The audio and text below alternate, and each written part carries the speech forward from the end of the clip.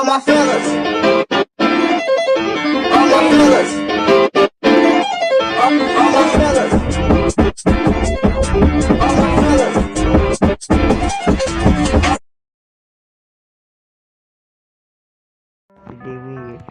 Wait, let me and my little brother.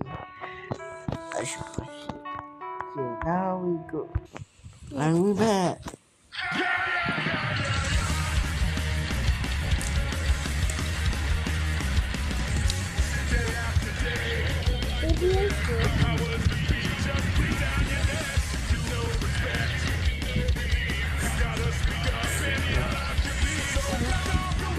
It's really funny stuff.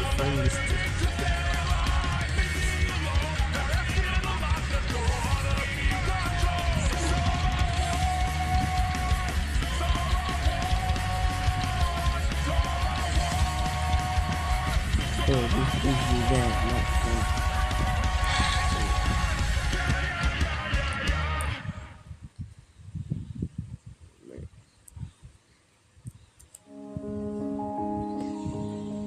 Oh. Wait, Mama. Whoever reads this, my name is Charlie Sen. It's July 4th, 2022. It's been 49 years since that horrible event that forever changed our island. I have tried my hardest to forget those sad days. I can still hear their screams as I relive their deaths over and over again in my mind. I am 84 years old. My time is almost up. I just need to tell this story one last time to get it off my chest.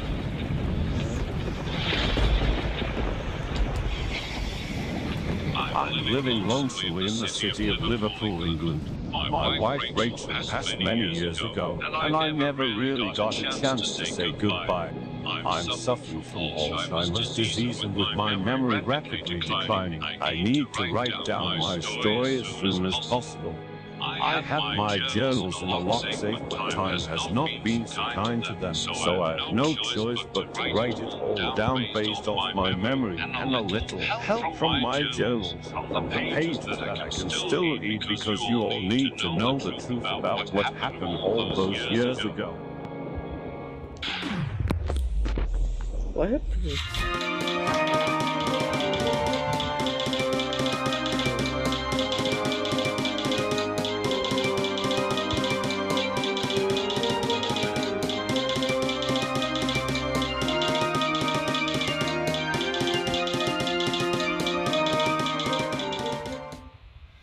I remember it like it was yesterday. It was 1973. The month was March 5th to be exact. It was a beautiful day, in my opinion. The grass was green and vibrant. The sky was a bright blue without a cloud in sight, and Edward's paint sparkled in the sunlight.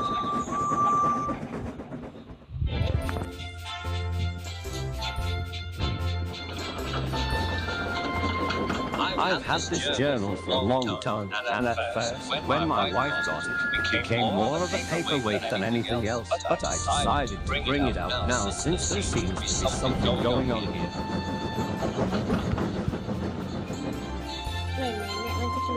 Recently, Sir Topham Hatt, who runs the railway, signed an agreement for this new nuclear power plant to be built alongside the branch line leading to Brendan. Of all the places they could have put it, they had to put it near the most beautiful line, in my opinion. That's going to majorly affect tourism around here. That's probably why the big man signed that contract to take nuclear waste to him from the mainland. He's got to regain that money somehow. Anyway, besides that, nothing's changed. Diesels have also been coming more and more often to Vickerstown, while steam engines rarely take the trains. It's a damn shame that those engines didn't have a place like Sodor to stay. What else? Edward's doing fine, and he's got a similar opinion to me about the power plant. It's going to be an eyesore, but he does like the idea of doing more work. I'm writing this while we wait for the all clear at Wellsworth, so I'll keep this book in the cab if we spot anything else going on. Well, as I said, if something strange happened, I'd write about it, and it seems like I was right. While I was talking to Leonard about how his son's birthday went, we could hear the sirens blaring in the distance. At first, we were terrified, but lucky for us, Edward needed to go light engine back to Napa to pick up his next train. We threw Edward's throttle and puffed down the line, seeing multiple firefighters speed past us when the line met the road side by side. Apparently, sirens were coming from the power plant. Jesus, I hope that plant is torn down as soon as possible. When I got home this evening, I turned on the telly and found out that it was a drill, in case there was a containment breach. Gotta say, if they needed to do a drill where they had that many fire trucks, I don't think that plant's a safe thing to have on this island. What? What is it? God damn it, I knew this would happen.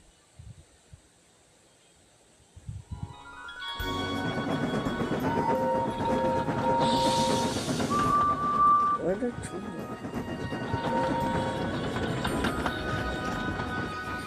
We were waiting patiently at Wellsworth for the rest of our passengers to board the train. Meanwhile, unknown to me or Sydney, things were going wrong at the power plant.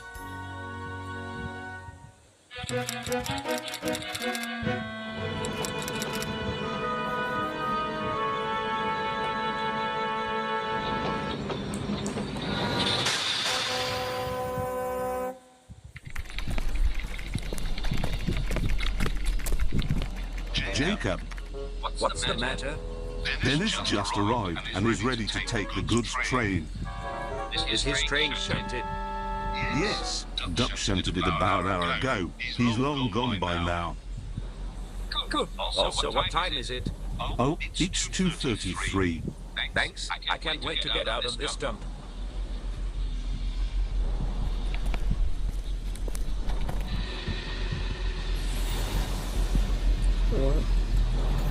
What the hell? Hang on, what's going on?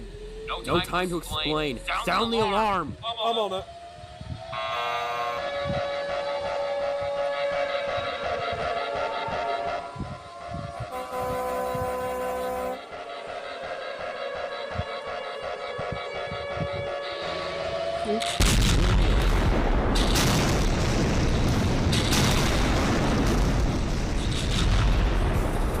As an shattering explosion boomed in the distance, the sky went dark and this huge cloud was visible in the distance. Me and Sydney were scared beyond belief. We couldn't comprehend what was going on. I helped him climb out of the cab window onto the roof to see what was going on. What we saw, it was terrifying. Sydney scampered back down as the passengers cleared the platform faster than I've ever seen before. We knew the shockwave would be coming fast. The dog blew his whistle. We released the brakes, hit the regulator, and pulled the whistle for dear life. Hoping to God that Cedric was still in the signal box, we sped out of the station at speed we'd never gone before.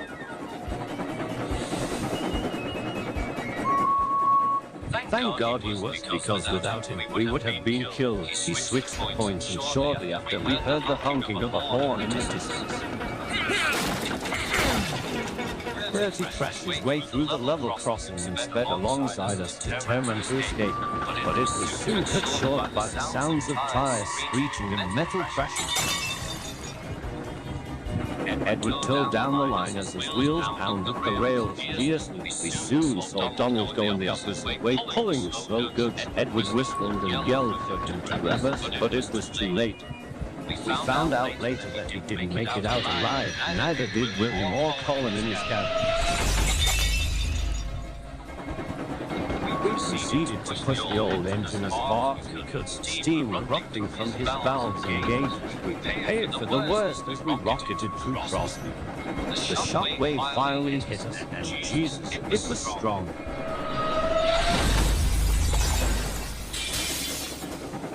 Caused the glass in the coaches to shatter and rock them side to side. Edward's pony truck also derailed because of some jammed points, but those things didn't stop us.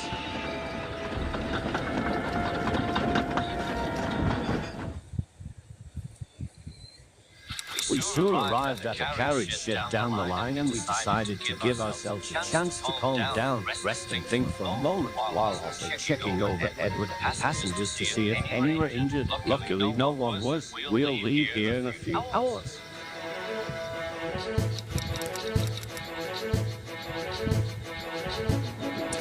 Sleeps 4 p.m.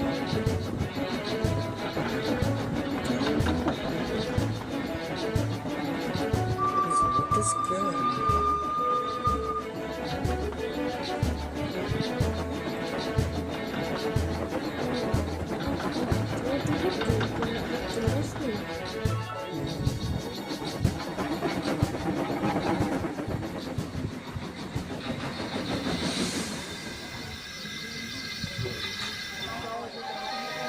After staying at the carriage shed for about 3 hours, we made it safely to Nafford and huddled everyone into the station buildings and offices.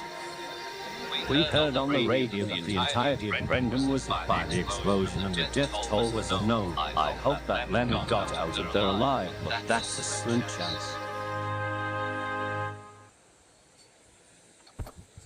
Good evening, I'm Dr. Stuart Bailey.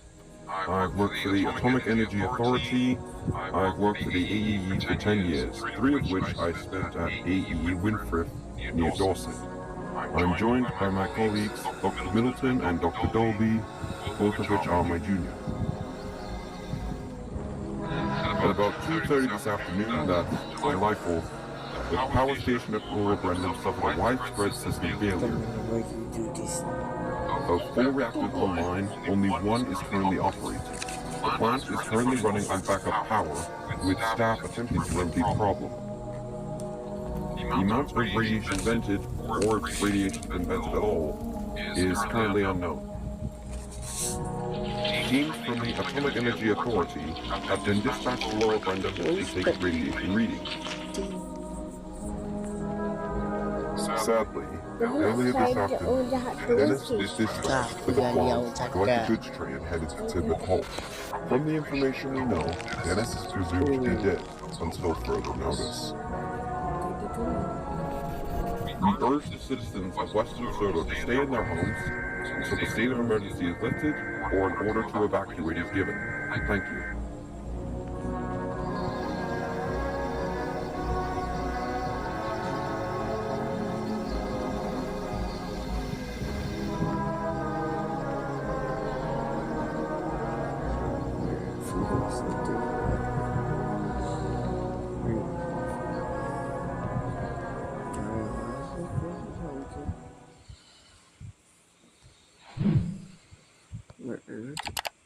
Oh. Okay.